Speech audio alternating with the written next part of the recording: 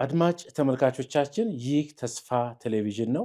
በተስፋ ቴሌቪዥን በየሳምንቱ የሚተላለፈው የሐሳብ መድረክ ዛሬ አዲስ ሐሳብ ከአዲስ እንግዳ ጋር ይዞ ወደ እናንተ መጥቷል።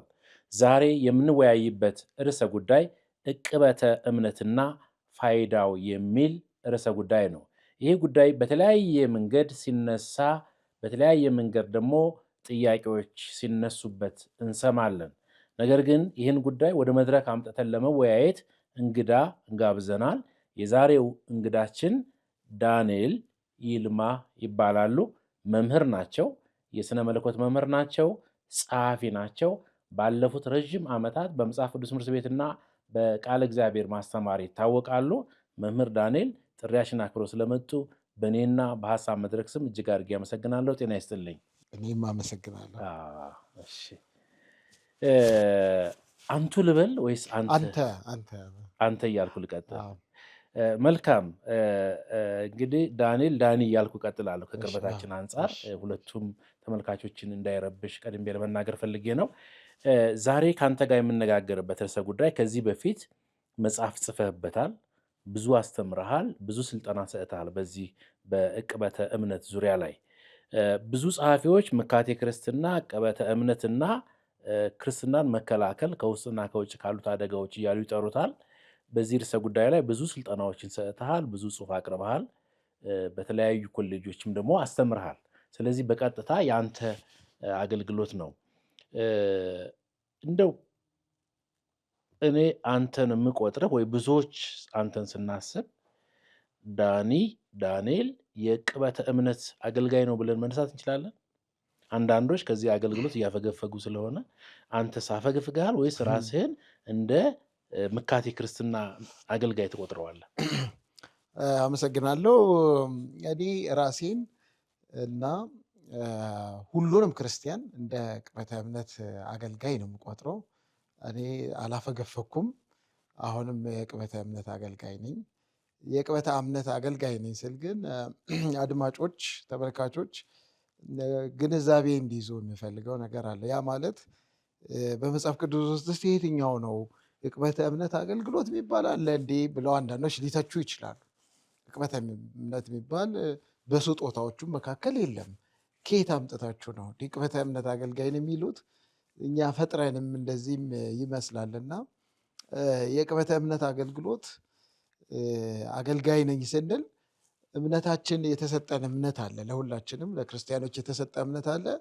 ያን እምነት ከሐሰት አሰራርና እንደዚሁም ደግሞ ከከሃዲዎች ጥቃት እንጠብቃለን ማለት ነው። ወይንም ደግሞ ይሄ አይነት ቃሉን በማስተማርና ቃሉን በማገልገል እውነት በአካባቢው በመድረክ ሁሉ በቤተክርስቲያን እንዲስፋፋ እናደርጋለን። ለሚጠይቁን ሰዎች ጥያቄያቸውን መልስ እንሰጣለን ማለት ነው። ስለዚህ የዕቅበተ እምነት ቢሮ አለ፣ የኦፊስ የሚባል አይነት ሰዎች እንዳይረዱት። ችግር የለውም። በጣም አጭር ነገር ፈልጌ አንተንም ለማስተዋወቅ ግን ጥሩ ኤነርጂ ነው ያለህ እና ወደ ማብራሪያ ስለገባህ ደስ ብሎኛል። ይሄ የሚያሳየው በጥሩ ኤነርጂ ነው የመጣኸው። ስለዚህ ጥሩ ነገር ትሰጠናለህ እና ኦልሬዲ ጀምረነዋል ውይይታችንን። ግን ተመልካቾች ዳኒ ማን ነው ቢሉ በአጭር ገለጣ የትምህርት ዝግጅትህን እና ዳንኤልን ይገልጻል በምትለው መንገድ ራስህን አስተዋውቀን። ዳንኤል ይልማ እባላለሁ። ወንድም ዳንኤል ይልማ እባላለሁ። ባለትዳርና የአራት ልጆች አባት ነኝ። በክርስቲያን ቤተሰብ ውስጥ ነው ያደግኩት። ስለዚህ ከሕፃንነት ጀምሬ ጌታን ስከተል ሳገለግል ነው ያደግኩት። ራሴን እንደ አገልጋይ እንደ ወንጌል አገልጋይ ቆጥራለሁኝ። ወይንም ደግሞ ከእግዚአብሔር ጥሪ አለኝ ብዬ በዛ አይነት አገልግሎት ያለሁ የስነ መለኮት እና የመጽሐፍ ቅዱስ አስተማሪ ነኝ። ላለፉት 18 ዓመታት ኦልሞስት 20 ዓመት የሆነኝ ነው በስነ መለኮት ኮሌጅ ውስጥ በማስተማር በመምራት በልዩ ልዩ በመጽሐፍም የማገለግል ነኝ። የስነ መለኮትም ተማሪ ነኝ። ያው ትምህርት አያልቅም። መጽሐፍ ቅዱስ እማራለሁ። ከድሮ ጀምሮም እየተማርኩ ነው ማስተምረው። እንደዚህ ልይት ብዬ ለትምህርት ሰጥቼ ከዛ ከትምህርት ወጥቼ አስተምራለሁ። እንደሱ አይነት አይደለሁም። እየተማርኩ እያስተማርኩ ነው ያለሁት። በስነ መለኮት የዶክትሬት ዲግሪ ተማሪ ነኝ። መልካም። እንግዲህ የቆየ ወዳጅነት አለን። አይ ቲንክ የዛሬ 18 ዓመት አካባቢ ነው የተገናኘ ነው መጽሐፍ ቅዱስ ትምህርት ቤት 1 2 ወይም 3 ኮርሶች በአንተ ተምሬያለሁ እና ጎበዝ መምህር ነበርክ ድሮ። አሁን ደግሞ ከ18 ዓመት በኋላ ያው ብዙ ነገር ጨምረሃል። ስለዚህ ተማሪዎች እድለኛ ናቸው ማለት ነው። ምክንያቱም ተስፋ አደርጋለሁ እየጨመርክ እንዳለ መጨመርህ ደግሞ በእንትንም ተገልጿል። አሁን 3ኛ ዲግሪንም እየጨረስክ ነው። ጥናቱ ላይ ወደ ማገባደር ላይ ደርሰሃል። ምንድነው እያጠና ያለው 3ኛ ዲግሪ? 3ኛ ዲግሪ እንደው አጠቃላይ ስያሜው በቲዮሎጂ ሲስተማቲክ ቲዮሎጂ በሚባል ዘርፍ ነው። ሆኖም ግን በልዩ ሁኔታ ከዚሁ ከዕቅበተ እምነት ጋር በተያያዘ ነው ማጠናው። የዕቅበተ እምነት በኢትዮጵያ አውድ ውስጥ ፖለቲካ፣ ማህበራዊ፣ ሃይማኖታዊ አውድ ውስጥ ምን ይመስላል፣ እንዴት መካሄድ አለበት ይህ አገልግሎት፣ በተለይ ደግሞ ሰዎች ከባህላዊ እምነት ውስጥ ያሉ እግዚአብሔርን በተመለከተ ለሚያነሷቸው ጥያቄ ምን አይነት ምላሽ ልንሰጥ ይገባናል፣ በምን አይነት ሁለት ነገር ነው። አንዱ ይዘቱ ነው፣ ሁለተኛው ደግሞ ዘዴው ነው። ምን አይነት ዘዴ ተጠቅመን እግዚአብሔር ላይ ለሚነሱ ጥያቄዎች ኢትዮጵያውያን መልስ መስጠት ይገባናል የሚል ነው። የምዕራባውያን የስነ መለኮት ዘዴዎች አሉን። በኋላም በውይይታችን ልናነሳ እንችላለን። የዕቅበተ እምነት ዘዴዎች አሉ። እነዛ የምዕራባውያን የዕቅበተ እምነት ዘዴዎች በኢትዮጵያ አውድ ውስጥ ይሰራሉ ወይንስ አይሰሩም ብዬ የመጀመሪያ ፍተሻ አደርጋለሁ። የማይሰሩ ከሆነ በኢትዮጵያ ስነ ልቦናዊ ውቅር፣ በኢትዮጵያ ፍልስፍና፣ በኢትዮጵያ ባህል፣ በኢትዮጵያ ተጨባጭ የማህበራዊ ሁኔታ ውስጥ የምዕራቡን ዘዴ አምጥተን ብናስቀምጠው ይሸከመዋል ወይስ ጥሩ አድርገን የወንጌል አገልግሎትን እናገለግላለን ነው የሚል ጥያቄ ጠይቅና ጥሩ ካልሆነ ወይንም ጥሩ አይደለም ያን አይሸከመውም የሚል ካለ ደግሞ አውዳዊ ዘዴ መፈለግ አለብን። ለኢትዮጵያ ምቹ የሆነው የትኛው አይነት ዘዴ ነው የሚል ምናልባት ለየት ያለ ነገር በዕቅበተ እምነት ዙሪያም ለየት ያለ ኮንትሪቢዩሽን ይሆናል ብዬ ማስበው አንዱ ጥያቄውን መመለሳችን ነው። አውዳዊ ጥያቄዎች በኢትዮጵያ ውስጥ ያሉ ባህላዊ እምነቶች እግዚአብሔርን በተመለከተ ያላቸው ፐርሰፕሽን ምንድን ነው የሚለውን አጠናና ከዛ በምን አይነት ዘዴ ደግሞ ለነሱ ሰዎች በሚገባ መልኩ ወይም በሚመጥን መልኩ ጥያቄያቸውን እንመልስ የሚል ጥናት ነው ማጠናው። ስለዚህ ዘዴም ላይ ያተኩራል። ቲዎሬቲካል የሆነ በጣም ኮንሰፕቹዋል የሆነ ነገር ይኖረዋል። እንደገና ደግሞ ፕራክቲካሊ የሚነሳ ጥያቄ እግዚአብሔርን በተመለከተ የመጽሐፍ ቅዱሱን እግዚአብሔር በተመለከተ ሰዎች ለሚያነሱ ጥያቄ መልስ እሰጣለሁ። ጥናቴ በዚህ ዙሪያ የሚያጠነጥን ነው። ቴንኪው። በጣም ማንሳት የፈለግኩት ምንድነው የዛሬ ውይይታችን ለምናነሳቸው ቀለል ያሉ ግን መልስ ለሚፈልጉ ጥያቄዎቻችን ለውይይቶቻችን ትክክለኛው ሰው ነህ ብዬ ስለማምን ነው በዚህ ርዕሰ ጉዳይ ከአንተ ጋር ማውራት የፈለግኩት። በሌሎች ርዕሶች ጉዳይ ላይ ማውራት እንችላለን። ብዙ ነገሮች ላይ ሰርተሃል። ግን አሁን በቀጥታ ሪሰርች እየሰራ ያለው ከዚህ ጋር ስለሆነ የምናነሳቸው ቀለል ያሉ ጥያቄዎች ለውይይታችን ትክክለኛው ሰው ነህ። እንደው የሀገራችን ቤተክርስቲያን ዕቅበተ እምነት ምን ይመስላል? እስኪ ባጭሩ ይሄን ልታሳየን ሞክር። እሺ፣ በጣም ጥሩ ሀሳብ ነው። በኢትዮጵያ ወንጌላውያን አማኞች ዕቅበተ እምነት አገልግሎት ምክንያቱም ብናወራው ጥቅል ዕቅበተ እምነት ስንል በሁሉም ሃይማኖት በሁሉም ክርስትና ውስጥ ሊኖር ይችላል። አሁን ለማንሳት የፈለግነው በወንጌል አማኞች ውስጥ ዕቅበተ እምነት ወቅታዊ ሁኔታው ምን ይመስላል፣ ታሪኩስ ምን ይመስላል ብለን ማየት ነው።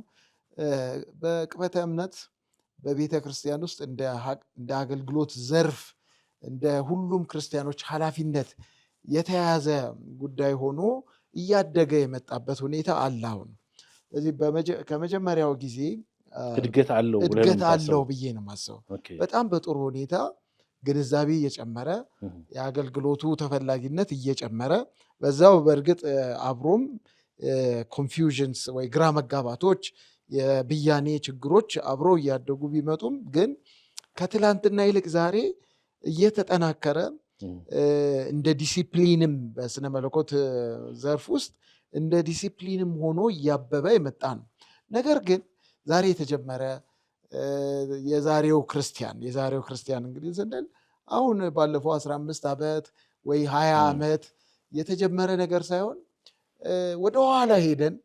ወደኋላ ሄደን የወንጌል አማኞች አብያተ ክርስቲያናት በተተከሉበት ጊዜ መስፋፋት በጀመሩበት ጊዜ እንኳን ሳይቀር ይህንኑ አይነት አገልግሎት እንደነበረ ወደኋላ መመልከት እንችላለን።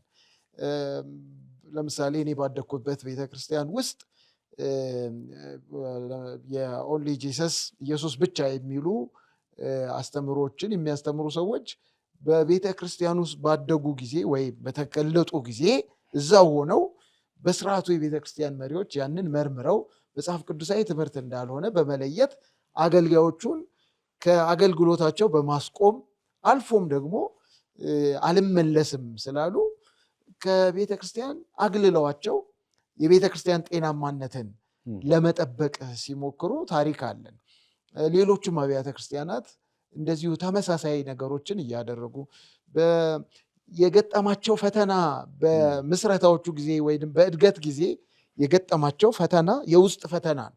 በእርግጥ እግዚአብሔር የለም የሚልም የክህደትም ደግሞ ትምህርት በመጣ ጊዜ ሰዎች ክርስቲያኖች በግልም በጋራም በመሆን እግዚአብሔር አለ የሚለውን በገባቸው መልኩ ለማሳየት ምናልባት ያ የተግባር ዕቅበተ እምነት የምንለው ነው። ለመሞት በመታሰር እግዚአብሔርን ካዱ፣ እግዚአብሔር የለም በሉና ትፈታላችሁ፣ እግዚአብሔር የለም በሉና ነፃ ትሆናላችሁ ሲባሉ እግዚአብሔር መኖሩን ሳይንሳዊ በሆነ መንገድ፣ ምክንያታዊ በሆነ መንገድ፣ በማስረጃ ሰዎችን በሚያሳምን መልኩ በተደራጀ ሁኔታ ባያቀርቡ እንኳን በህይወታቸው ተወራርደው እኛ እግዚአብሔርን ቀምሰነው አይተነው ነክተነዋል፣ ያዳነን እሱ ነው፣ ከመሬት ያነሳን እሱ ነው፣ ብትገሉንም እንኳን መታሰር ብትገሉንም እግዚአብሔር መኖሩን አንክድም በማለት የእግዚአብሔርን መኖር በተግባራቸው በህይወታቸው እየተወራረዱ የዕቅበተ እምነትን አገልግሎት ሲፈጽሙ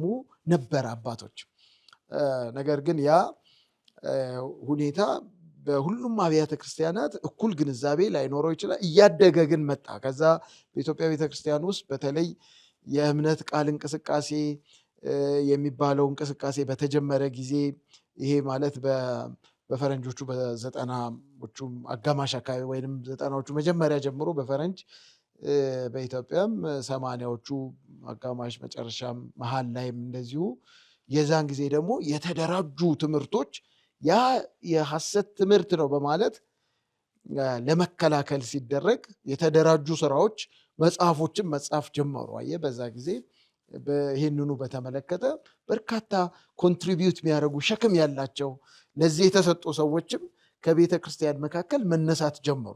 የሚጽፉ፣ የሚናገሩ፣ የሚያስተምሩ፣ የሚከላከሉ ተነሱ። እንግዲህ ዕቅበተ እምነትን በሁለት ከፍለን ማየት ይቻላል። አስፈላጊ እዛ ጥሩ ነገር ነው። እንደው እንትን እናድርገው ብዬ ነው። እድገቱን እያሳየህ ነው። ግን ዳኒ በምናስበው ልክ እና በሚፈለገው ጥራትና ዕቅበተ እምነት በቤተ ክርስቲያን ካለው ፋይዳ አንጻር በኢትዮጵያ ወንጌላውያን አገልግሎቱ በአግባቡ አድጓል ብለህ ነው የምታምነው? አይ አይደለም። በአገልግሎቱ ማደግ በሚገባው ደረጃ በሁለት ነገር አንስተሃል። በስፋቱም በግንዛቤ ብዙ ሰው በመያዝም እንደገና በጥራትም አድጓል፣ በቂ ነው የሚል እምነት የለኝም። ኦኬ፣ እዚህ ላይ ከሆነ በዚህ ደረጃ እንዳያድግ ያልቻለበት ምክንያት እስክታሳይ ሞክሪ አንተ ግንዛቤ። በዚህ ሁለት ምክንያቶችን በዋናነት ማንሳት እችላለሁ። አንዱ መቼም ከራስ መጀመር ጥሩ ስለሆነ አንደኛው ምክንያት የዕቅበተ እምነት አገልጋዮች የሆንን ወይንም ዕቅበተ እምነትን ሸክሙ አለን፣ ተረድተነዋል፣ ግንዛቤው አለን ስለ ዕቅበተ እምነት የምንል ሰዎች በአግባቡ ይህንን አገልግሎት ሰዎች በሚቀበሉት መልክ፣ ሰዎች በሚያከብሩት መልክ አገልግሎቱን አላሳየንም። ብዬ አስባለሁ። ለምንድን ነው በእኛ በኩል እንደዛ የሆነው? እንግዲህ አንዳንዴ የባህሪ ችግር ነው የሚመስለኝ፣ የባህሪ ችግር ነው። እንደገና ደግሞ የእውቀትም ማጣት ችግር ነው። ሁለቱ በጣም የተያያዙ ናቸው። እውቀት ስታጣ ባህሪም ይበላሻል። ባህሪ ስል እንግዲህ አንዳንድ ጊዜ እውነትን ትይዝና ለእውነት ወግናለሁ ትልና እውነትን የምታቀርብበት መንገድ የበሰለ ካልሆነ፣ ክርስቲያናዊ ካልሆነ፣ ፍቅር ከሌለው፣ ቅንነት ከሌለው፣ ትህትና ከሌለው የአድማጮች ሌሎች ሰዎች የዛን ጉዳይ ከመቀበል ይልቅ ሬዚስት የማድረግ የመግፋት፣ ያለማመን፣ በዛ አገልግሎት ያለ መርካት ነገር ታይባቸዋል። ሁለተኛ ግን ያልኩት ምንድነው ደግሞ ከቅበተ እምነት አንጻር ከአገልጋዮቹ ከገብቶናል ይሄ ነገር በጣም ጠቃሚ ነው ፋይዳ አለው ከምንል ሰዎች አንጻር ነው ይሄ ነገር። ግን በሌላው መልኩ ደግሞ የእውቀት ችግር አለ። በሌላው በኩል የእውቀት ችግር አለ። በአብዛኛው ሰው ቅበተ እምነት ፋይዳውን አያውቅም።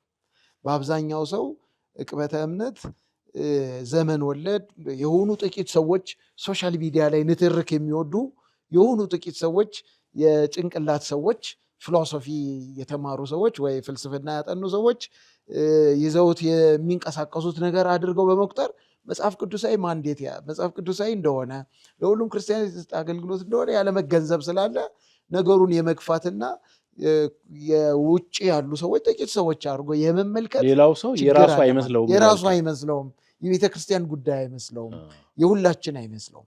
አንድ ነገር ላንሳልህ፣ እንደው ቀድመ ስለነካካው ደስ ብሎኛል። ማለት እኔም በዛው በተከፈተልኝ በር ሳልቆረቁር ልግባ። ኦልሬዲ ከፍተዋል በሩን፣ ወድጄዋለሁኝ። እውቀት ማጣትና እንደገና ደግሞ የባህሪም ችግር ሁለቱም ቁልፍ ችግሮች ናቸው። ቢያንስ እነሱን እንያዝ ለጊዜው። ሰዎች ከቅበተ እምነት አገልጋዮች አንጻር በኋላ ተግዳሮቱም እንግዲህ በዚሁ ያየን እንሄድ የሚያነሷቸው ነገሮች አሉ፣ ስሞታዎች አሉ። በዚህ አገልግሎት እናገለግላለን የሚሉ ወንድሞች ወይም እህቶች ወይም ወገኖች አቃቢያንን ብሎ የሚያስቡት አድመኞች ናቸው፣ ያድማሉ፣ ለማጥቃት ነው የሚጠቀሙበት እንጂ ለመገንባት አይደለም ብለው የሚከሱ ወገኖች አሉ። ምን ሐሳብ አለ እዚህ ላይ?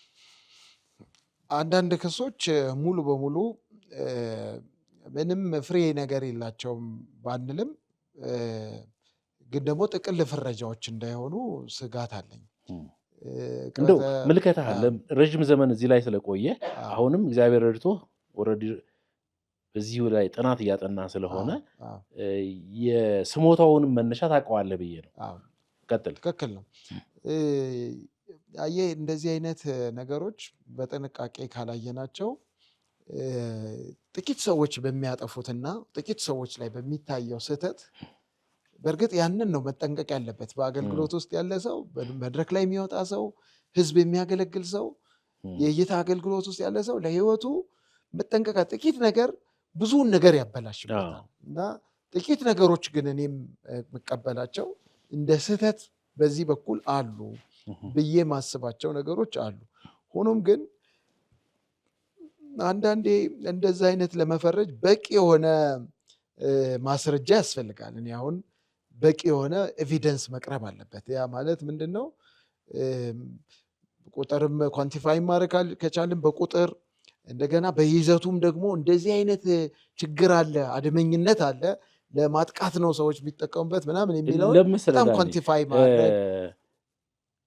ይሄኛውን ለመከላከል ቁጥር ከጠቀስን የለም ለማለትም ቁጥር ልንጠየቅ ነው። አሁን ቁጥር ውስጥ ሳንገባ ይሄኛውን ኤቪደንስ ቁጥር ይሄኛውን ማስረጃ አምጣ ሳንል እይታህን ምልከታህን ሸር አድርገን ለምን መሰለ አሁን ስለ ኤቪደንስ ከመጣን አይ አጥቂዎች ናቸው ያሉት ሰዎች ኤቪደንስ አምጡ ካል ተከላካዮቹንም ኤቪደንስ ልንጠይቅ ነው። ከዛ ወጥተን ምልከታህን ሸር አድርገን ለምን መሰለ ትልቁ ነገር የዚህ ፕሮግራም ዋና ዓላማ መሪዎችን ማገዝ ነው፣ ክፍተቶቹን ማሳየት ነው፣ ከዛ የመፍትሄ ሀሳብ ማመንጨት ነው። ለዚህ ነው የሀሳብ መድረክ ያልነው።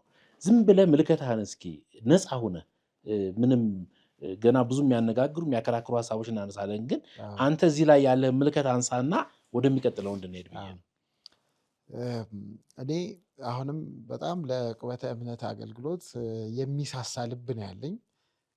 ለተጎጂዎቹ አትሳሳም? የቤተ ክርስቲያን መሪዎች እና የቤተ ክርስቲያን አገልጋዮች ለተጎጂዎቹ ሁሉ አትሳሳም? ተጠቃለ የሚሉ የተጠቁ ሰዎች አሁን ላምጣለን። ሌላው ሶስተኛ ምክንያት እንዲያውም ቅድም የዘነጋው ቅበተ እምነት በኢትዮጵያ ቤተክርስቲያን እንዳያድግ እንዳይስፋፋ የሚጠበቀውን ያህል እንዳይሄድ ያደረጉት አንዱ ተጠቃን የሚሉ ሰዎች በአድማ የሆኑ በዚህ አገልግሎት ላይ ስም የማጥፋት ዘመቻ ይከፍታሉ። በጣም ሪያሊቲ ነው የምነግርህ። ምን ማለት ነው? በተለይ የስህተት አስተማሪዎች የሚባሉ የወርድ ኦፍ ፌዝ ሙቭመንት ሊሆን ይችላል ወይ የፕሮስፔሪቲ ጋስፕል ቢሰብኩ ሊሆን ይችላል። ወይንም ደግሞ የሐሰት ነቢያት የሐሰት ሐዋርያት የሚባሉ ሰዎች የሚሰጥባቸውን ሂስ ወይንም ሰዎች እንዲነቁ ሰዎች የሚያስተምሩትን ሰዎች ከበስተጀርባ ይሄዱና እነኚህ ሰዎች በገንዘብ ጥቅም ነው እንደዚህ የሚያደርጉት፣ እነኚህ ሰዎች ይህንን የሚያደርጉት በቅናት ነው እያሉ ስም ያጠፋሉ ማለት። ይሄ ምን ያደርጋል? አብዛኛው ደግሞ ሰው አንድ በመድረክ ላይ የሚያውቁት አገልጋይ እነዚህ የቅበተ እምነት ነን መካቴ ክርስትናን ምናምን የሚሉ ሰዎች እንደዚህ ስማችንን ያጠፋሉ፣ እነሱ ግን ራሳቸው እንደዚህ አይነት ሰዎች ናቸው የሚል ሲናገሩ አገልግሎቱ ተቀባይነቱን እንዲያጣ ያደርጉታል። ስለዚህ ሆነ ተብሎ የተሰራ በእኔ ኦብዘርቬሽን በሐሰት አስተማሪዎችና በሐሰተኞች ሆነ ተብሎ አፋቸው ላይ ሰዎች አፍ ላይ ስለ ቅበተ እምነት አሉታዊ የሆነ ነገር እንዲቀመጥ አድርገዋል። ይሄ አሁን እንደነገርኩ ነው። ምንድነው የሚያስቡት? ቅናተኞች ናቸው። እነሱ በአገልግሎታቸው አጋንንት ሰዎችን ስለማያስወጡ፣ እነሱ በአገልግሎታቸው ሰዎች ወደ ጌታ ስለማይመጡ፣ አንድ ሰው ፈውሰው ማያውቁ፣ አንድ ሰው እንትን አድርገው ስለማያውቁ በሚል ተራ አሉባልታ ያደርጉታል። ነገሩን ያወርዱትና እነዚህን ሰዎች የአገልግሎታቸውን ስም ያጠፋል፣ እንዳያድግ ይደረጋል። አሁን ሁለቱንም አየ ነው። ጥሩ ነው ማንሳት። እንደውም አንዷን ማስቀረትህ ጥሩ አልነበረም። ሶስተኛዋን በተለይ ምክንያቱም ሶስተኛዋ ላይ ስትመጣ ኤነርጂም ጨምሯል። ያንተ እኔንም ውሃ አስጠጣኸኝ። አይ እዚህ ጋር ላይ ነው ቁልፉ። ሰዎቹ ምንም አይደለም። አሁን የቅበተ እምነት አገልግሎት ዋናው ዓላማው እውነትን መጠበቅ እና ሰዎችን ወደ እውነት መምራት ነው። ግን እዚህ አገልግሎት ላይ የሚታየውና ሰዎች ብሶት የሚያሰሙበትን ነገር አሁን አንተ የሐሰተኛ መምህራንና የሐሰተኛ ነቢያቶች ሆን ብለው ያደረጉት ነው እያልከኝ ነው። ግን እሱ ብቻ ሌሎች ድምፆችም አሉ። ቅበተ እምነት ጋር ያሉ አገልጋዮች አድመኝነት ይታይባቸዋል። የሆነን አካል የኛ አይደለም ብለው የሚያስቡትን አካል ጥፋት ሲያገኙ ያን በማብጠልጠል ይገለጣሉ። የኔ የሚሉት አካል ደግሞ ዝሆን የሚያክል ጥፋት ሲያጠፋ ባላዩ ዝም ይላሉ። ሰይፋቸው ለሁሉም አይመዘዝም የሚል ክስ አላቸው። ምን ትላለህ በዚህ ላይ አንተ? አሁንም በዚህ ጉዳይ ላይ መለየት እንችላለን። ይሄንን ለምንድን ነው እንደዚህ አይነት ስም ያላቸው ቅበተ እምነት አገልጋዮች አሁንም ዝም ብለው ያሉት የሚለውን ማሰብ እንችላለን። ሆኖም ግን አንተ እንዳነሳው የቅበተ እምነት አገልግሎት በሆነ መልኩ ወገንተኝነት፣ አድመኝነት አለው የሚለውን መግዛት አልቻልኩም። እኔ ሀሳብ እንደሱ በጣም የተስተዋለበት ነው የሚለውን እንዲያውም ሌላ ነገር ማሳያ እያሳየሁ እኮ ነው። ሌላ ነገር ብታነሳልኝ ደስ ይለኛል። ለምሳሌ ይከፋፈላሉ እርስ በርሳቸው ወደዛ ሄዳለሁ ቡድን አላቸው ብትለኝ በጣም ጥሩ ነው። እሱን አቆይልኝ። እሱን ሆን ብዬ ነው ያቆየሁት እንዳንቀላቀለው። መጀመሪያ ይሄንን ነው ወገንተኝነታቸውን አለ የለም የሚለውን እያሳየሁ ነው። እዚህ ላይ ሀሳብ ስጥ አንተ። ምናልባት ከሚዲያ ርቀህ ካልሆነ በቀር አሁን በቅበተ እምነት አገልግሎት ውስጥ ያሉ ሰዎች የሚባሉ እርስ በርስ እየተካሰሱ እርስ በርስ አንዱን ገንዘብ ጥቅመኛ ሆነ፣ አንደኛው እንደዚህ አድርጎ ነው የእንትና ደጋፊ ሆነ ተንሸራተተ እየተባባሉ ሳይማማሩ ማንንም ሳይራሩ ለማንም ሌላው ላይ የሚያነሱትን ሰይፍ እርስ በርስ ያነሱ ነው አሁን ያየሁት እኔ በቅርብ ኦብዘርቭ ብናደርገው ነገር በሚዲያ ያለ ነገር። እንዲያውም እኔ ተዉ ብያለሁ። እንዲያውም ካልክ እኔ ተዉ፣ እርስ በርሳችሁ እንደዚህ በመሆናችሁ ምክንያት የሚጎዳው አገልግሎቱ እንጂ። ቆይ የመጀመሪያው አጀንዳ እንዳይረሳና ወደ አነሳው ልምጣ። አንዱም ክስ በዕቅበተ እምነት ላይ ያለው ክስ እርስ በርስ መጠፋፋት እስኪመስል ድረስ አንዱ አንዱን ጥሎ ለመሄድ ለምንድነው ቡድንተኝነቱ የበዛው? ይሄኛውን እንዳትረሳው እንመለስበታለን። ይሄ ሌላ ነው። ሁለቱ ግን ይቃረናሉ። ለምሳሌ የመጀመሪያው አይደለም፣ እሱን ምን እንመለስበታለን። አንስተነው ዝም ብለን አንሄድም። ይሄኛው ለምሳሌ ይሄም ያም አጀንዳ ስለሆኑ መጀመሪያ ወደዚህ ፍላጎትን ስለመጣ ይሄንን አንሳውና ወደዛ እንመለሳለን። አይ እንደው ችግር አለ ቢባል በዕቅበተ እምነት አገልግሎት ውስጥ አሁንም ለአድማጮቻችን ለተመልካቾቻችን በጣም ክሊር እንዲሆን የምፈልገው ነገር የዕቅበተ እምነት አገልግሎት የተወሰኑ በማህበራዊ ሚዲያ ላይ የምናያቸው ወይ በቴሌቪዥን መስኮት የምናያቸው ጥቂት ሰዎች ጉዳይ አይደለም። ሲጀመር እስማማለሁ ዳኒ፣ እንደሱ ሚስ አንደርስታንዲንግ እኔ እስማማለሁ፣ ግንዛቤ ተስተካከለ እንዲሆን በጣም ስለምፈልግ ነው። እሺ እንደሱ ሆኖ እያለ ቡድንተኝነት ይኖራል የሚለውን ባይ ያደርጋል። መንስኤው ምን ይመስላል? እርስ በርስ እንግዲህ ያው መንስኤውን ልነግርህ ነው። መንስኤው የተለያየ አይነት ዘዴ የመከተል ነው፣ የአቀራረብ ልዩነት ያፈጠረው። በትክክል ይህንን ለመወያየት ቁጭ ብለን እናውቃለን። እኛ አብራችሁ እንደዚህ ላይ የሚያገለግሉ ሰዎች ሸክም አለን የሚሉ ሰዎች በዚህ ነገር ኮንትሪቢዩት እናድርግ የሚሉ ሰዎች ስብሰባ አድርገን ቁጭ ብለን ተመካክረን እናውቃለን። ምንድን ነው ሊያለያየን የሚችለው? ለምንድን ነው አንድ ለምሳሌ የዕቅበተ እምነት የኢትዮጵያ ወንጌላውያን የዕቅበተ እምነት ማህበር መስርተን እንደ ማንኛውም ፕሮፌሽናል ማህበር መስርተን አብረን ለምን አንጓዝም? ለምንድን ነው እርስ በርስ ተበጣጥሰን የምንሄደው? በጋራ ብንሆን እኮ ብዙ ነገር በጋራ እንሰራለን የሚል የውስጥ ውይይት አድርገናል። በዛ ግን ያየነው በኋላ ላይ መለያየቱም ጤናማ ነው ብዬ እኔ የሚወሰድኩበት ማለቴ ቡድንተኝነት ጤናማ አይደለም፣ ግን በሁሉም በራሱ መንገድ በገባው መንገድ ጥሩ ነው በሚለው መንገድ መሄድ ጥሩ ነው ብለን በዳይቨርሲቲ ተጠብቆ የሜቶድ ዳይቨርሲቲ ሜቶዶሎጂካል ዳይቨርሲቲ ስላለ ነው። ሜቶዶሎጂካል ወይ የሜቶድ የዘዴ ልዩነት ነው የሚለው ጎልቶ ወጥቷል በዛ በውይይታችን። ምን ማለት ነው? የአፖሎጀቲክስ አቀራረቦች ልዩ ልዩ አቀራረቦች አሉ።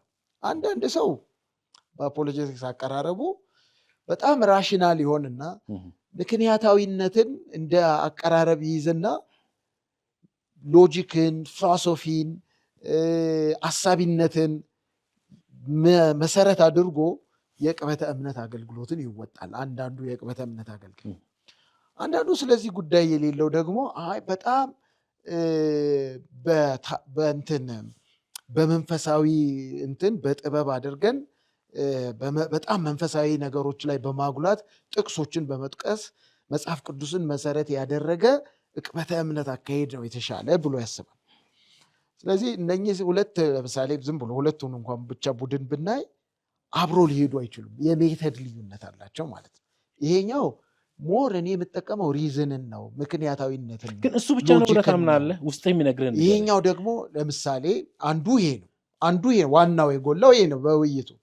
ከዛ ግን የኢንዲቪጁዋልስ የባህሪ ጉዳይ የለም ብለን አናስብም። ከማንኛውም እንደዚህ ተግባብቶ ለመሄድ አለመቻል የሜተድ ነው የመጀመሪያው፣ የፕሪንሲፕል የቲዮሪ ጉዳይ ነው ወይ አቀራረብ ጉዳይ ነው። አንዳንዱ ሰው ጠንከር ይላል ቋንቋው፣ አይኔ ጠንከር ያለ ቋንቋ ከሚናገሩ ጋር አብሬ መሆን አልፈልግም፣ በጣም ልዝብተኞች ጋር መሆን እፈልጋለሁ ብሎም ያስባል። ነገር ግን እኔ እስከማውቀው ድረስ ግን በእነዚህ ሁሉ ውስጥ ደግሞ የሰው ባህሪ የተለያየ ስለሆነ አንዳንዱ ባህሪ ከሌሎች ጋር አብሮ መስራት የሚችለው፣ አንዳንዱ ደግሞ ባህሪ ከሌሎች ጋር መስራት አብሮ አይችልም። ስለዚህ የባህሪ ጉዳይ ነው ማለትም እንችላለን። በቲም መስራት የሚችላለን፣ በጣም እሱን የሚመስሉት ጋር በሀሳብ ብቻ አንድ አይነት እንትን ቋንቋ የሚናገሩ ሰዎች ጋር ብቻ ተባብሮ መስራት የሚችል ሰው አለ። አንድ አይነት ቋንቋም ፍልስፍናም እምነትም ባይኖረኝ ቲም አፕ አድርጌ ደግሞ መስራት ይችላለሁ የሚል ሰው አለ። ስለዚህ የባህሪ ነገር አለ። ከዚህ ግን የከፋ ሌላ አይነት ነገር አለ ብዬ አላስብም። መጥፎ የሆነ ሊያለያያቸው የሚችል ወይ ያለያያቸው ነገር መጥፎ የሆነ ነገር ከበስተጀርባ አንደኛውን የሚኮንንበት ይኖራል ብዬ አላስብም። እርስ በርስ ሲያወሩ እኮ የሚያቅቡ ሳይሆን ለመታቀብ እንኳን የማይበቁ ነው የሚመስለው ቋንቋቸው። እነዚህ ችግሮች ተፈጥረው ያውቁ ይሆናል በአንድ ሰው በሁለት ሰው መካከል ወይ በሶስት ሰዎች መካከል ተፈጥረው ሊሆን ይችላል። ለአገልግሎት አይደለም፣ ለአገልግሎት በዚህ ደረጃ ተነስተህ ከልክ ያለፈ ጠላት እስክትመስል ድረስ የሚያነታርክ ነገር እንዴት ሊፈጠር ቻለ? በዚህ አገልግሎት ዙሪያ በአገልግሎት ውስጥ መነታረክ ከድሮም ጀምሮ ወደፊትም የሚኖር ነገር ነው ብዬ አስባለሁ። ግን ባይሆን ጥሩ ነው መሰናክል ስለሚፈጠር። ምክንያቱም እንዳልኩ ምናልባት የጥቅም ግጭት ይኖረው ይሆን ከጀርባ? አፖሎጀቲክስ ጥቅም የለውም። የምንም አይነት ዋጋ መክፈል ነው ያለው። ዋጋ መክፈል ነው ያለው። ወደ መጀመሪያው እንመለስ። ተመልካቾች ከዚህ ላይ ብዙ ልታተርፉ ትችላላችሁ። ተነጋገሩበት። እኔና መምህሬ ዳንኤል ይልማ ውይይታችንን እንቀጥላለን።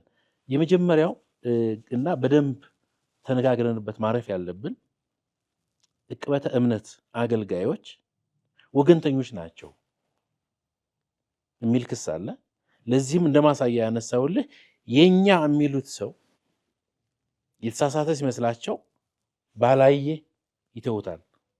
ሌላውን ወገን እንደተሳሳተ ደግሞ ሲቆጥሩ በአጭር ጊዜ በመደራጀት ዘመቻ በሚመስል መንገድ ይወጣሉ ከማረምና ከማስተካከል ይልቅ። ዕቅበተ እምነት አገልጋዮች በኢትዮጵያ በተለይ ደግሞ በዚህ በአዲስ አበባ እና በውጭም ያሉ አንዳንድ ወንድሞች ሶሻል ሚዲያ ላይ ማቃቸው ሰይፋቸው ለሁሉም የተመዘዘ አይደለም፣ ሁሉንም አይቆርጥም፣ ይመርጣሉ የሚል ክስ አለ። ዳንኤል ይልማ ይሄን ይጋራዋል? ይሄን ክስ አልጋራውም። ምክንያቱም የለም ነው እንደሱ አይነት ነገር ተከስቶ አያውቅም። አሁን የለም። ምክንያቱም እንዴት አይኖርም? ማስረጃ ላቀርብ። ለምሳሌ የእኔ ወገን ነው ብለው የሚያስቡት ሲሳሳት ዝም አይሉም የሚል ነው አይደል? አሁን አንድ ማስረጃ ስምን ባልጠራ በጣም ትልቅ የቤተክርስቲያን ለዕቅበተ እምነት አገልጋዮች ሁሉ እንደ ኋላ ደጀን የሆነ ጠንካራ የቤተክርስቲያን አገልጋይ ታላቅ መሪ የቤተክርስቲያን መሪ ትንሽ አቅጣጫውን የለወጠ ሲመስላቸው ትላንትና በሱ ጀርባ ሆነው እሱን መከታ እያደረጉ ሲያገለግሉ የነበሩ ሁሉ ሰይፋቸውን ወደ እሱ ለማዞር፣ ሰይፍ ካልከው ሰይፍ የሚል ሀሳብ ጥሩ አይደለም፣ ግን ሂስ ለመስጠት ያው መጽሐፍ ቅዱስ ራሱ ሰይፍ ይለዋል ማለት ቃላትን ሰይፍ ይለዋል።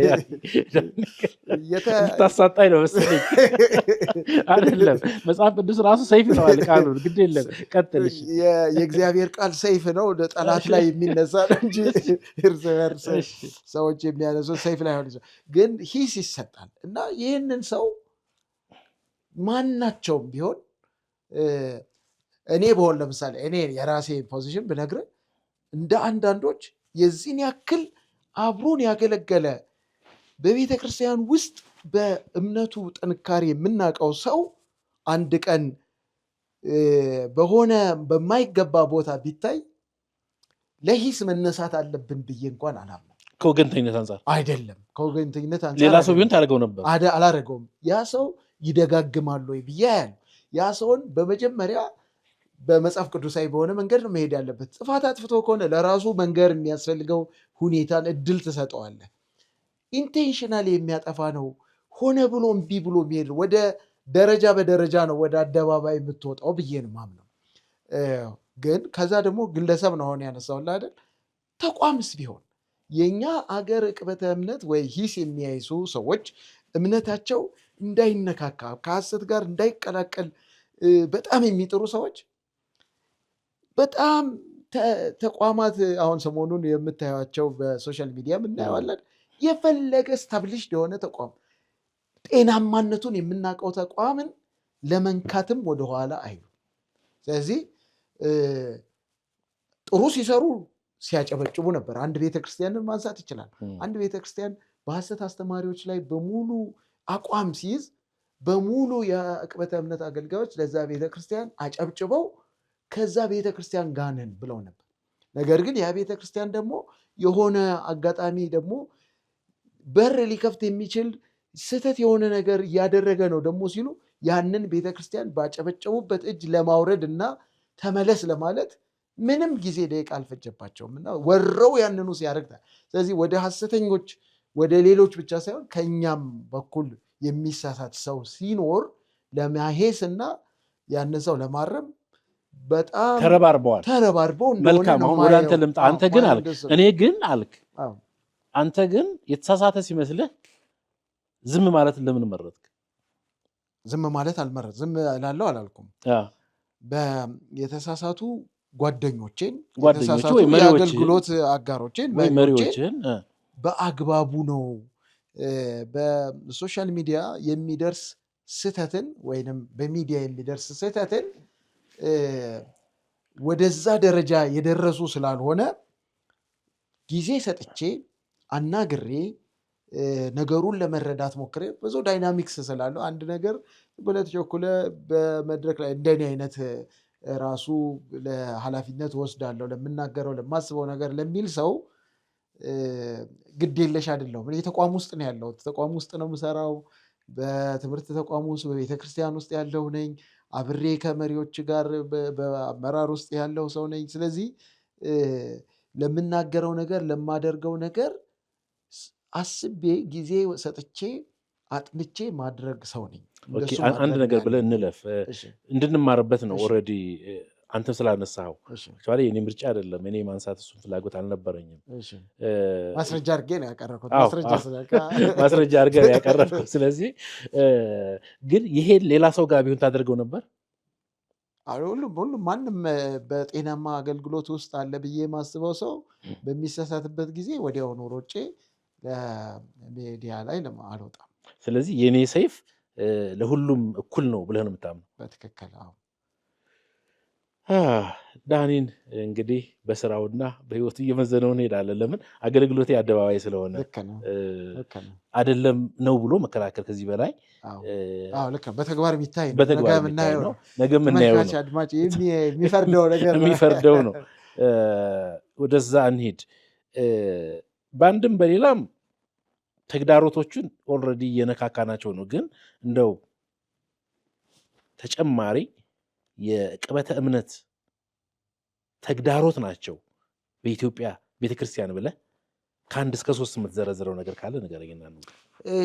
ይቅርታ፣ ምናልባት ያው አድማጮች ሙሉ ፒክቸር ሊኖራቸው ወይ በኋላም ልታነሳው ትችል ይሆናል። ዕቅበተ እምነት ስንል ምንድን ነው የሚለውን እኮ ሊያነሱ ይችላል። ምን እያወሩ ነው እነዚህ ሰዎች? ምናልባት ለመጀመሪያ ጊዜ የሚሰሙትም ሰዎች ሊኖሩ ይችላል። ዕቅበተ እምነት ደግሞ ምንድን ነው ይሄ ብለውም ቢያስቡ ቢችሉ ሰዎች ምን እንደሆነም ብናገር ከፈቀድክልኝ ጥሩ ነው ብያለሁ። ከዛ ወደ ተግዳሮቱ ዕቅበተ እምነት እያልን የምናወራው ነገር ቅድም አንተ አንስተዋል በመግቢያ ላይ ምካቴ ክርስትና ይላሉ አንዳንድ ሰዎች።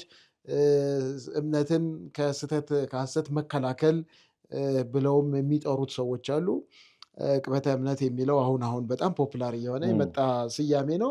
ከኔ መጽሐፍ በኋላ ይህንን ተዋውቋል ብዬ አስባለሁ። በእርግጥ በግዕዝ ነው፣ በሌሎች አብያተ ክርስቲያናት የታወቀ አይነት ቋንቋ ነው። ዕቅበተ እምነት ምን ለማለት ነው? ይሄ የቤተ ክርስቲያን እምነትን የተሰጠን እምነት አለ። ቤተ ክርስቲያን በተለይ ይሁዳ ላይ የሚለው አንድ ጊዜ ፈጽሞ የተሰጠ እምነት ወይ ሃይማኖት ይለው አለን እምነት።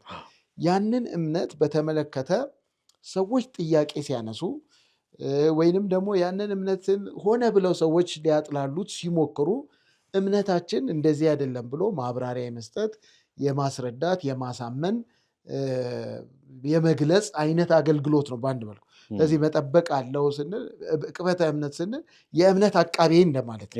የእምነት አቃቤ ማለት ነው። ጠባቂ እንደማለት፣ ተከላካይ፣ ጠበቀ፣ ከለከለ፣ ከለለ የሚለው አይነት ሀሳብ ሊኖረው ይችላል።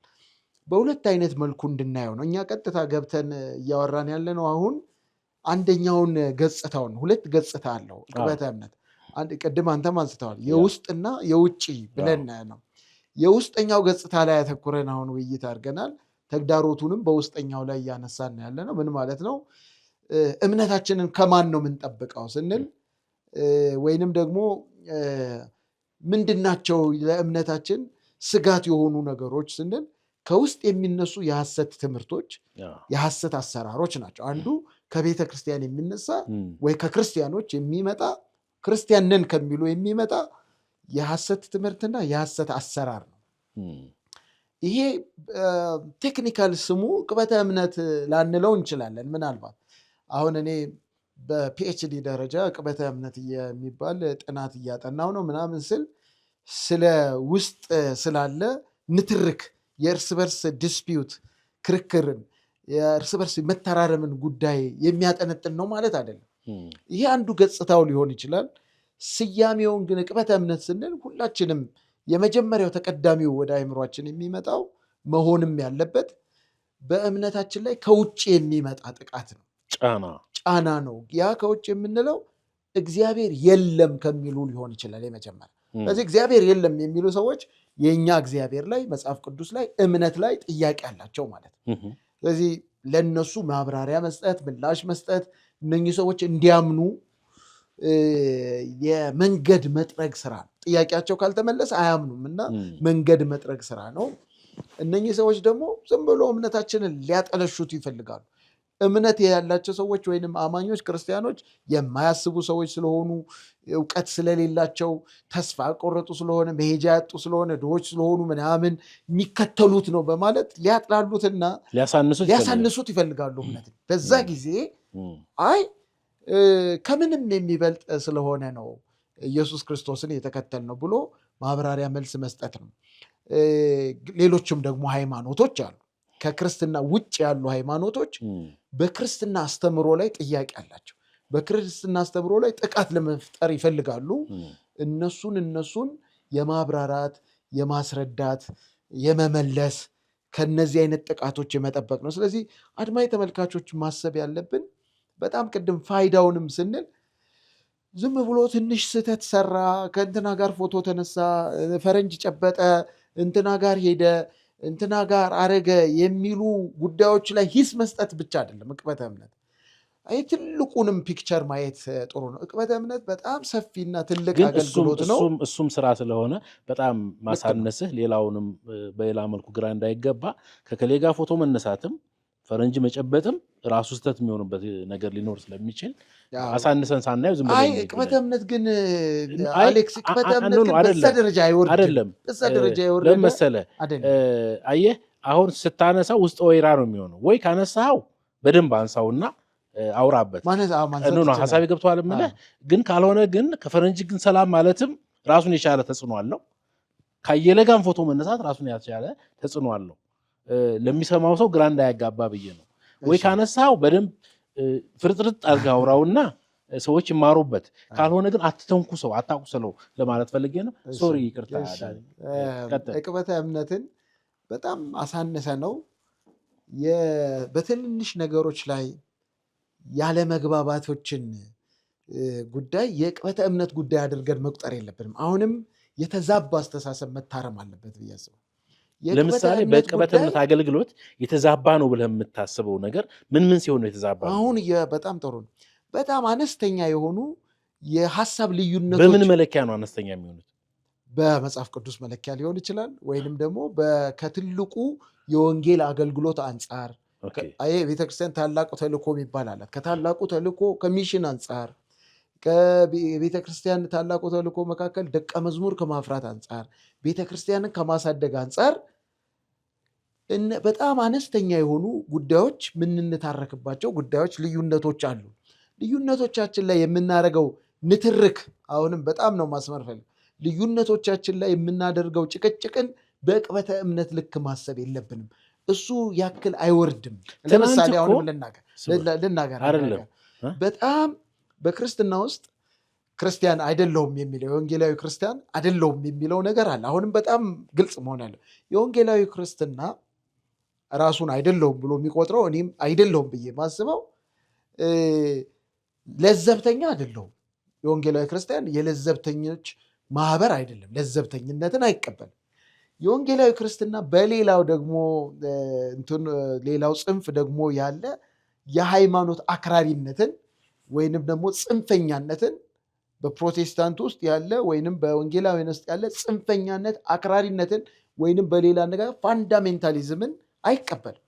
ፋንዳሜንታሊስቶች በደንብ ፍሬምወርኮቹን በደንብ ማየት አለ።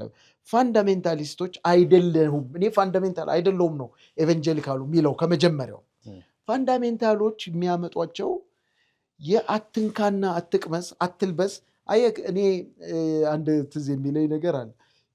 ሰዎች ሴቶች ሱሪ ይልበሱ ወይንስ አይልበሱ የሚል የፋንዳሜንታሊስቶች የጽንፈኞች ጭቅጭቅ አለ በቤተ ክርስቲያን ውስጥ።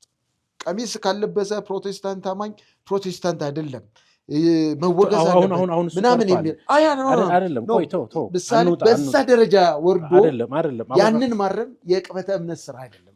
አሌክስ ያንን ማረም ጉዳይ አይደለም የዕቅበተ እምነት ስራ። ቅድም ያልኩህ ለዚህ ነው። አንድ ሰው ጋር ተቀመጥ ፎቶ ተነሳ በዛ ደረጃ ያለ ዳኒ አንድ ሰው ጋር ተነሳ የምንለው ነገር እኮ ትላንት እነዚህን ሰዎች አንተ የተሳተፍክበት የስነ መለኮት ኮሚሽን አጥንቶ መሪዎቹ ያወገዟቸው ሰዎች ጋር እኮ ነው ዛሬ የተቀመጡት። ሀሳቢ ገብተዋል። ለምን ዙሪያውን ትዞረዋለህ? ጉዳዩን ወይ አንሳውና ይሳርገው ወይ ደግሞ ተወውና አለፍ ያልኩህ ለዛ ነው። እሱን አይደለም ግልጽ ማድረግ ልክ ነህ። ግልጽ ማድረግ አለብን። ለምን መሰለህ አሁን ሰሞኑ አየር ላይ ያለው ፎቶ እሱ ስለሆነ ነው የሚያነታረከው የፎቶ ጉዳይ።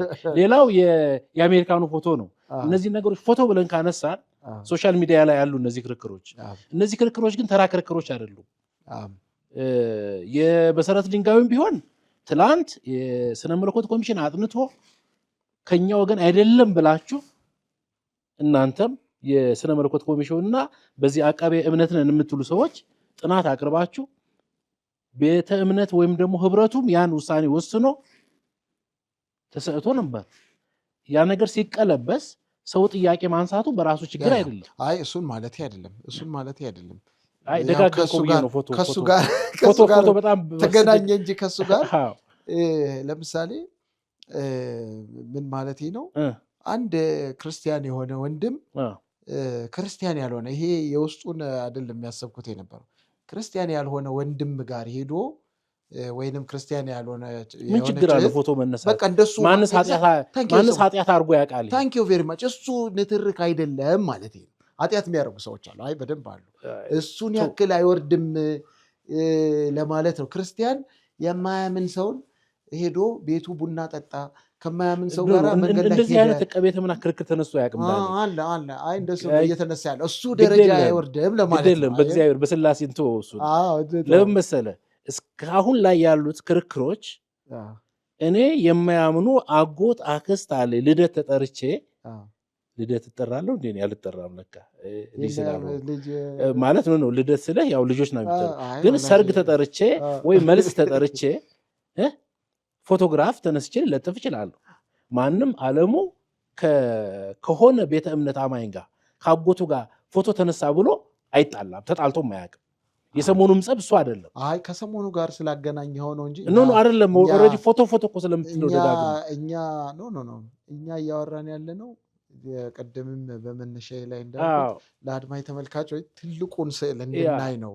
ዕቅበተ እምነት ከትልቁ ስዕል አውጥተ ነው፣ ከትልቁ ዓላማ አንስተ ነው፣ ከሚሽን ከታላቁ ተልእኮ አውጥተ ነው የቤት የአመለካከት ልዩነቶች ቅድም እኮ የአመለካከት ልዩነት ስል ምሳሌ ስጠኝ ስልክ የአመለካከት ልዩነቶች በውስጥ ያሉ በአንዳንድ ክርስቲያኖች ልክ በመጽሐፍ ቅዱስ ውስጥ እንዳለ እንትና ስጋ በላ እንትና አልበላም፣ እንትና አደረገ ለበሰ በሚል አይነት ንትርኮች ቆጥረ ነው ዕቅበተ እምነትን በዛ ደረጃ ሳይሆን በትልቅ ደረጃ እንየውና ከወንጌል ከታላቁ ተልእኮ አንጻር ብያለው ከቤተ ክርስቲያን እድገትና መስፋፋት አንጻር ካየነው በጣም የተከበረና በጣም አስፈላጊ የቤተ ክርስቲያን የአገልግሎት ዘርፍ ነው ወይንም የአገልግሎት መስክ ነው ብለን እንድንቆጥረው ነው። ለምንድን ነው አሁን በእኔና በአንተም ውይይት ውስጥ አድማጭ ተመልካቾቻችን እንዲማሩ የምንፈልገው እንዲጨብጡ የምንፈልገው ነገር ዕቅበተ እምነት አልቲሜትሊ እኔ እዚህ የመጣሁት ዕቅበተ እምነትን በቤተክርስቲያን ውስጥ በጣም በጥሩ ሁኔታ የሚወደድ ጠቃሚ እንደሆነ ፋይዳ ያለው አገልግሎት እንደሆነ ችግሮች ቢኖሩበትም ችግሮቹን እየተመካከልን እያስተካከልን የምንሄደው አገልግሎት እንደሆነ ግንዛቤ ለመፍጠር እድል ስለሆነ ነው። ይሄ እድል ስናገኝ የሆነውንና ያልሆነውን እንዲለዩ ሰዎች ጠቃሚና ጠቃሚ ያልሆነውን ዕቅበተ እምነት ምንድን ነው፣ ዕቅበተ እምነት ምን አይደለም የሚለው መለየት አለብን። ምክንያቱም ዕቅበተ እምነት የሚጣላው እንዲጠላ የሚመስላቸው ወይ እንዲጠላ የሚያደርጉት አንዳንድ ሰዎች ተራ ንትርክ አድርገው ወይ የሀሳብ ልዩነቶቻችን ሁሉ ጸብ ይመስላል የዕቅበተ እምነት ጉዳይ አድርገው እንዳያስቡት። የሀሳብ ልዩነት፣ የዶክትሪን ልዩነቶች፣ የአመለካከት ልዩነት ኦፒኒየንስ የሚባሉ የሰዎች ኦፒኒየኖች አሉ። ኦፒኒየኖቻችንን ተከባብረን የምንኖርባቸው በልዩነታችን ተቀባብረን የምንኖርባቸው ናቸው እንጂ እነሱን ሁሉ የዕቅበተ እምነት ጉዳይ አድርገናቸው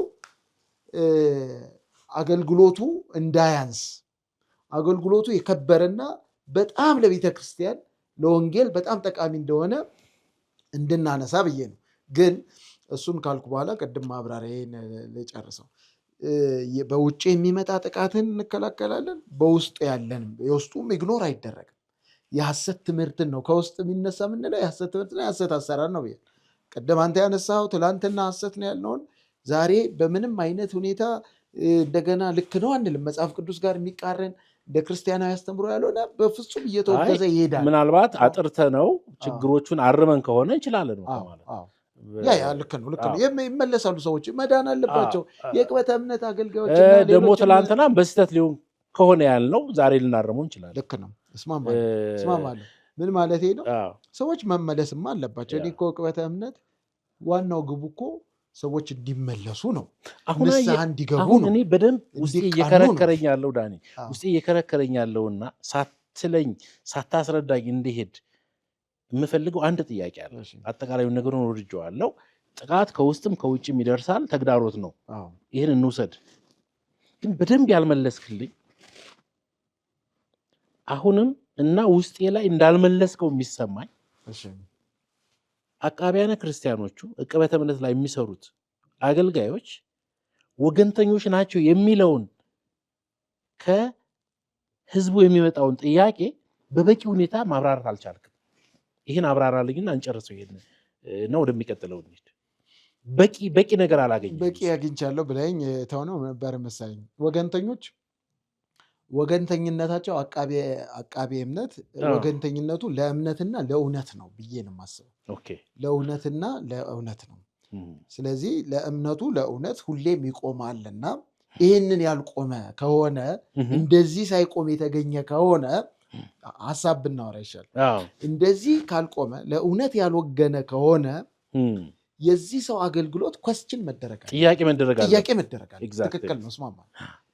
ዕቅበተ እምነት አቃቤ እምነት ነኝ ብሎ ለሰው ከሆነ ለተቋም ከሆነ ለግለሰቦች ከሆነ ይህ ሰው የሚወግነው ግለሰቦች እውነት ካላቸው ችግር የለም ሊወግንላቸው ይገባል። ግን ሁልጊዜ ከሀሳብ ጋር ነው። የሰው አቃቢ አይደለንም። አቃቤ እምነት የሰው አቃቢ አይደለም፣ ለሰው አይደለም። የእንትና አቃቢ አይደለሁም፣ የዓለሙ አቃቢ አይደለሁም። የእውነት የእምነት አቃቢ ነው።